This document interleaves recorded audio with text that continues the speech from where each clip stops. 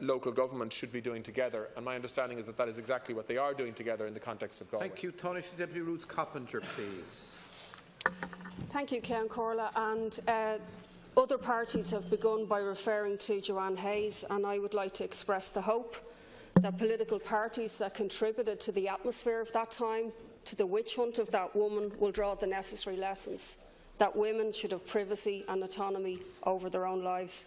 Now, Tanaiste, 5 weeks ago, the All-Party Oireachtas Committee voted that we should have a referendum to repeal, a simple repeal of the 8th Amendment, and that abortion will be legalised up to 12 weeks without restriction.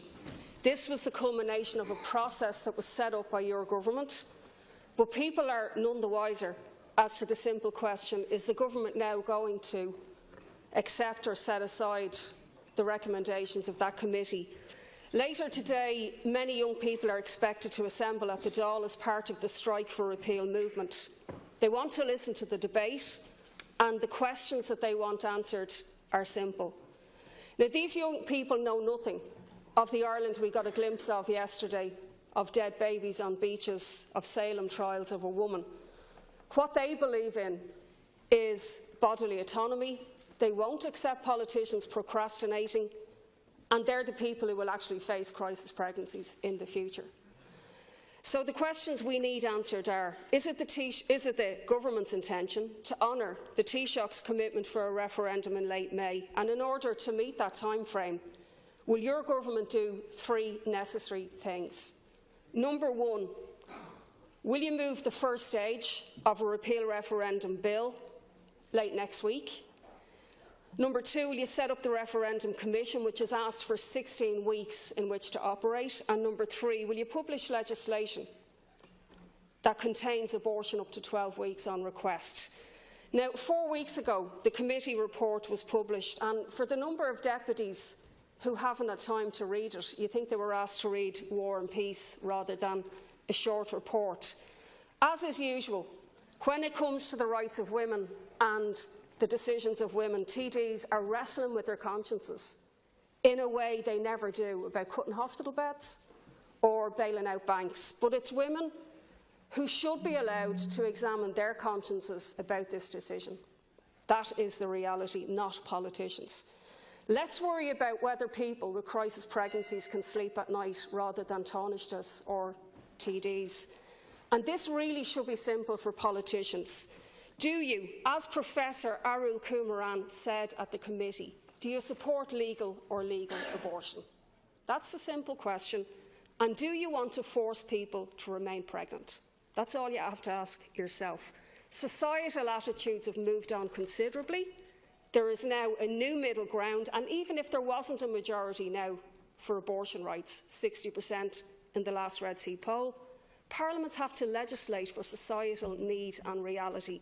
So, Tanaiste, in summary, my question is this: for the young people who will gather at 5 o'clock, will you respect the recommendations of the Oireachtas Committee? Will you give a date when the repeal bill will be first moved through this House, allowing the Referendum Commission to be established? And will you ensure that legislation gives real abortion rights regardless of your own personal opinions? Thank you, Deputy Tanaiste. Thank you for that question, Deputy. First of all, in relation to the timeline and in terms of what the government needs to do, the Taoiseach has made it clear that the government is committed to a referendum, but there is a procedure that needs to be followed to ensure that that becomes a reality. This is something that we agreed as a government as a 3-step process quite some time ago. We would set up a citizens' assembly who did a very good job. And then the recommendations from that process would go before an Oireachtas committee, who I also think did a very good job, debating and discussing and making recommendations. There wasn't unanimous agreement, but there was majority agreement. And the third part of that process that we committed to was the government would then consider, following a debate in the Oireachtas, the recommendations of that report and make a determination in terms of how a referendum should proceed and what question would be. Following a debate in the Oireachtas, the recommendations of that report and make a determination in terms of how a referendum should proceed and what question would be asked. And we are moving through that process, and that we are now at the start of the third stage of it. The timeline for procedural steps compiled by the Department of Health envisages a series of memoranda being submitted to Government in the period of late January to early March. Subject to Government approval of each memorandum in turn, it's proposed that a constitutional amendment bill must be initiated and passed by both houses during the period of March to mid-April. A referendum commission must also be established, subject to Government approval. Previous commissions have indicated that 4 months is required for a commission to do its work properly. A referendum must be held not earlier than 30 days and not later than 90 days after the constitutional amendment bill has passed the Houses of the Oireachtas and a polling day has been agreed on. And of course, in parallel with that, we have committed to putting together the heads, at least the heads of a piece of legislation, to try to set a context around the answering of the question that people will rightly ask if they vote to either remove a section of the Constitution or replace it with something else. What will the reality be after that in terms of legislative certainty? And that is a question that people will want answers to. We are beginning a detailed debate in this House this evening. I don't think we should be drawing conclusions before that debate even starts, Deputy, which is what you seem to be suggesting we should be doing in terms of making commitments. The Government wants to hear what all parties and all contributors to that debate have to say, and then the Government will have to make decisions around the Cabinet table in terms of how we proceed. Thank you, Tanaiste. Deputy Coppinger. Obviously, it's reasonable for the whole Oireachtas to have a debate on this issue. I have no problem with that. When that debate is finished today and tomorrow, my question is this.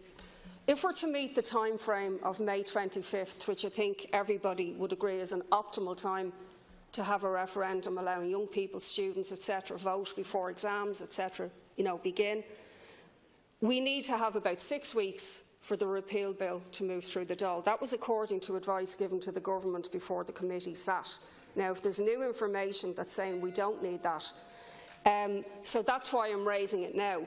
The hemming and hawing that's taken place from the Taoiseach and from many others isn't giving any confidence that that will actually happen. The second issue is this. I actually agree that legislation should be published on abortion. And the reason I agree is this. I have no confidence that this Dáil, with its current make-up, could actually be trusted to enact that legislation unless it gets a public endorsement in this referendum.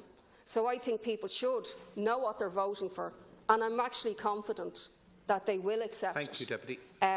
But the key issue now is, will you meet those timelines? There's a simple repeal bill. We all know it's a very simple bill, 1 or 2 lines. And we've got one here. If you don't want to move it next week, maybe Solidarity and People Before Profit will move it ourselves next week. Thank you very much. Tanaiste, to conclude, please. I'm not sure that would be conducive to this House moving forward together if opposition parties are going to start trying to force the pace on something. What we're trying to do here, and I think what the Taoiseach has given great leadership on, is to try and recognise the fact that there are differences of opinion that are deeply held, linked to people's personal circumstances and experience. Many in this House have very strong views in relation to these issues.